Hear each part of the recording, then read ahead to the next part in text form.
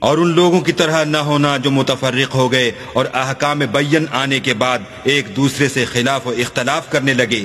یہ وہ لوگ ہیں جن کو قیامت کے دن بڑا عذاب ہوگا، اور جن لوگوں کے منہ سفید ہوں گے وہ اللہ کی رحمت کے باغوں میں ہوں گے اور ان میں ہمیشہ رہیں گے۔ جس دن بہت سے منہ سفید ہوں گے اور بہت سے سیاہ، تو جن لوگوں کے منہ سیاہ ہوں گے ان سے اللہ فرمائے گا کیا تم ایمان لا کر کافر ہو گئے تھے؟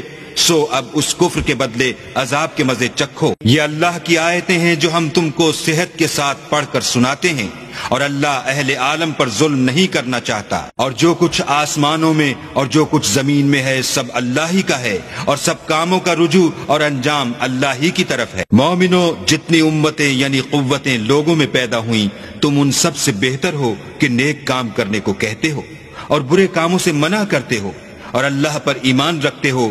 اور اگر اہل کتاب بھی ایمان لے آتے تو ان کے لیے بہت اچھا ہوتا، ان میں ایمان لانے والے بھی ہیں لیکن تھوڑے اور اکثر نافرمان ہیں۔